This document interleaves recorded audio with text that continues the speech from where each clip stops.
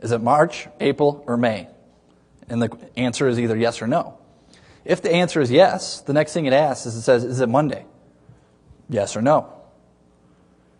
Is it later or equal to 9 a.m.? Yes or no. And if the answer is yes, is it later or equal to 9:30 a.m.? Yes or no. And if you answered yes to all those questions, like it happened on March 4th, 2002, 9:30 a.m., the last thing that happens is delete every file off the computer system. And any Unix administrator knows if you take rm/, bad things happen to that Unix system. It basically stops working. In the case that you answered no to any of these questions, it's the other part of the if statement. It waits a minute if it's not 9:30. It waits an hour if it's not 9 a.m. Waits a day if it's not Monday. And it waits 10 days if it's not the month. So basically all this is like an alarm clock. Just sits there in a continuous loop. And then finally when it's the day that he planned, it goes out and it says detonate. So if I back up, this piece of paper you see, this is actual copy of what was found on his dresser. This was also found on the computer systems. So not only did we physically find it on his dresser, but we found it on UBS PaineWebber's computer systems as well. Not only that, but we found an electronic copy on his home computer systems. So already we're starting to tie the lines. You might think that, well, that's enough to convict him, but it's not. You know, it's got to be beyond reasonable doubt. So we have all these things that we've tied together just with the trigger mechanism. But an argument to that could be, he's got a trigger mechanism. He saw it. He was so upset with UBS PaineWebber. He saw it and said, ha, good luck with that, and took off. And, you know, he didn't create it or anything else. So we had to go another step further and figure out, you know, how can we show that he was actually the one that detonated it and disseminated it and so forth. All right, and I'm just saying here that this same logic flow, I had to introduce the jury to what a logic flow was, which is this flow chart that you see. And I said any programs that have the same logic flow are essentially the same program. So there are different versions of the trigger that floated around as he honed in his trigger mechanism. And we had to show the one that actually went off, he developed and was on his home computer systems. So the second component of the logic bomb is the payload, or the part that goes boom. So the payload in this particular case was just a simple Unix remove command. Except he went one step further. He named it MRM. Why? Well, think about if he got the raise or the bonus that he wanted. All he'd have to do is go remove the MRM command, and the remove command stays the same, and nobody knows the difference because the bomb didn't go off. And you can see it's one line in the logic bomb, and all it says is, okay, system, run the command MRM-R/, which is your whole file system, and run it in the background. And the third part's the delivery mechanism. So we have a logic bomb. We have the part, the clock that ticks. We have the payload that goes boom. But how do we get it to all the computer systems inside the UBS PaineWebber network? What he chose to use was something we call the delivery mechanism. And what this did is from one central host, went out there and installed it on, well, what they reported was 2,000 servers, but they actually had more servers. So if we round down and just say 1 to 2,000 servers, which is a pretty big number of servers on any computer network, what it did is it sat there and it ran, and it moved this logic bomb out to every single computer and all the branches. You can imagine these financial institutions have branches in Hawaii, Alaska, all the way over to the East Coast, disseminated all over the U.S. And this is the delivery mechanism he used. It was a very simple shell script. Had to go through, had to tell the jury, a jury of lay people that haven't seen these things, I had to tell them this is what a shell script does. And we had to walk it through line by line. So if I'm seeing any of you doze off, imagine how those guys felt. So basically what it is it's a big loop, right? It goes through and it says for every computer. So it opens a file and says, give me computer names. Then what it does is it says, all right, copy out my components to the logic bomb to the separate computers. So in this loop file, take my logic bomb components and move it over. And you'll see there's actually 2 lines in here, and you might be thinking, well, couldn't it just be one file? He wanted to make sure that this logic bomb went off, that he installed it in a redundant fashion. So he put the logic bomb twice on the system and got it started twice. So just in case a sysadmin finds it, gets rid of one of them and goes, whoosh, we're fine now, the other one goes off. It's the exact same thing. So that was another one of those points to show that, this wasn't an accidental thing. Oops, I put the logic bomb out there. He put it out there twice. So it was very purposeful.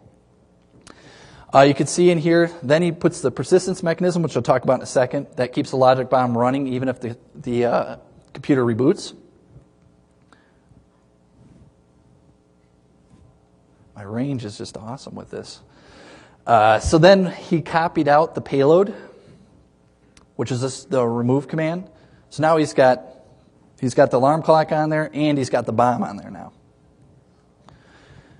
And then he gets it running. So I said he installs the logic bomb, not just once, but he installs it twice. So just in case it's found, the other one should take over and still delete the files off the system. So the last component that was in this logic bomb was a persistence mechanism. What this did is, like any good computer system, you have updates, you got to reboot the computer. If you put it on in November and you expect it to go off in March, there's going to be a reboot probably somewhere in there. We want to make sure it starts back up.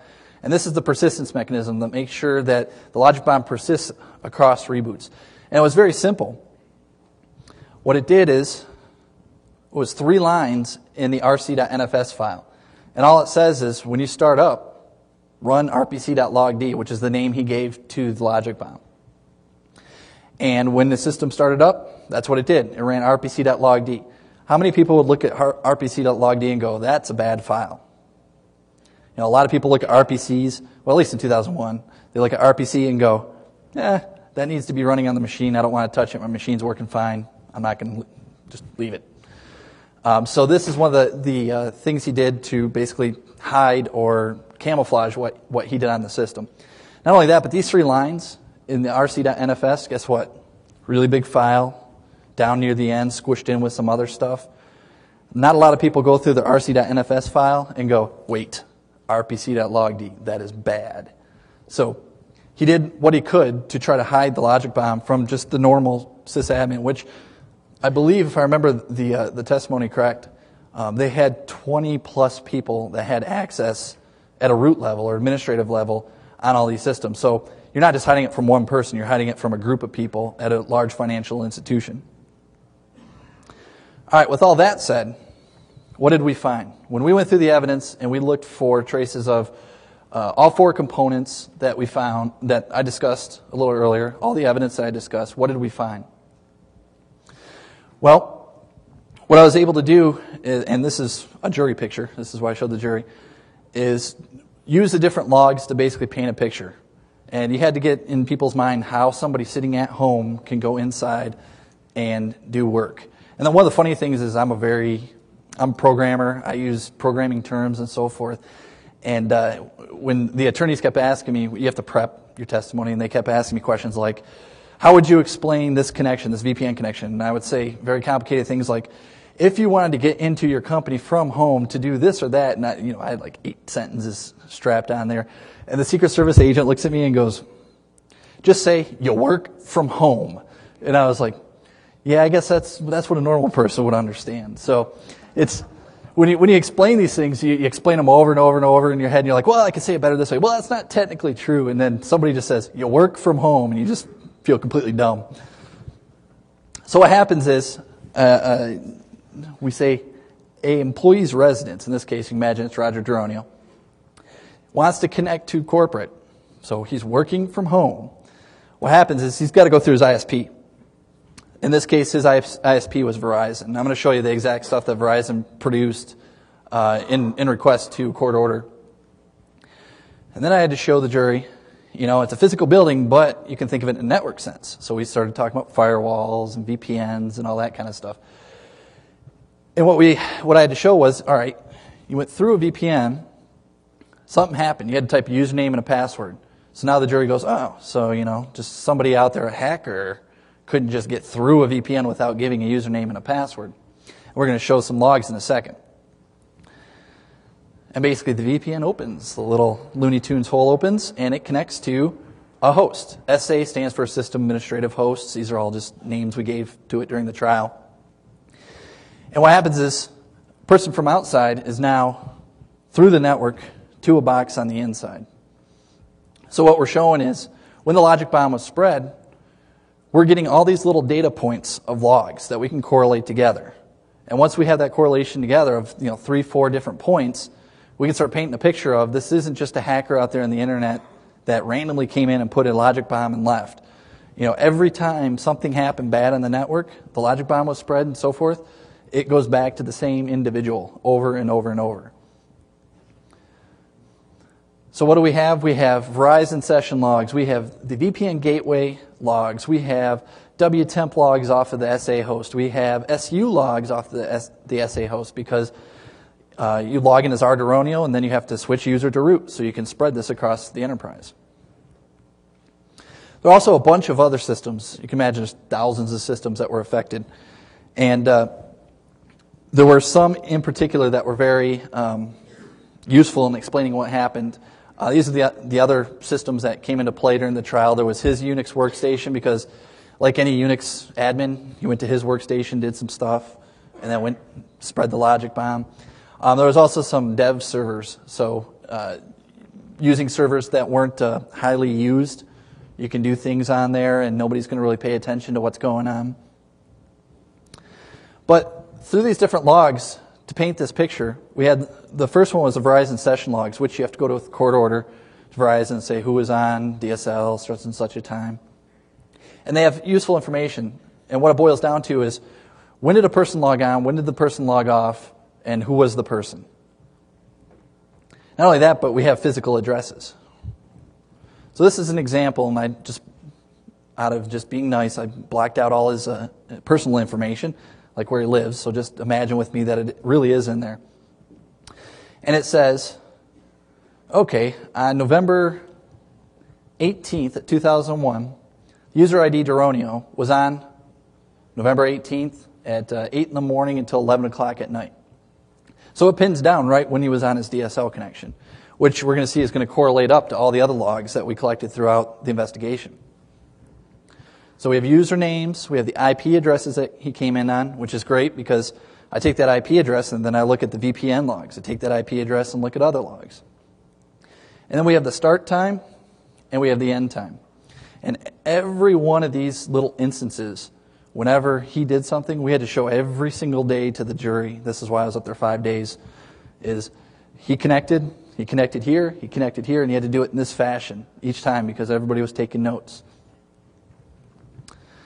And then we can look and we see that not only was the network information of when he logged on put into the logs, but where he lived and his telephone number. So it was tied down to a physical home. But actually goes back to one of the times when I'm up there and I get examined by the prosecutor and I give the story, and I pretty much know what he's going to ask me because I've known him forever. And, I've explained to him the case and so forth. But when you get up there and the defense starts asking you questions, no idea what he's going to ask you. So at one point, he started asking me questions like, Mr. Jones, could I do this? Meaning the defense attorney. And, everybody kind of giggles because they know he's an attorney. Attorneys don't know anything about computers. So after giggle, he says, assuming I know what you know, could I do this? And, I kind of asked him to redefine what he said. And finally we get down to, okay, Mr. Jones, now that we got that out of the way, could I do this? And I just had to go back to this information. I said, well, if one of these things happened on Christmas, by the way, Christmas night, I said, well, if Mr. Duronio let you into his house at 11 o'clock at night on Christmas and gave you access to his computer, yes, you could do this.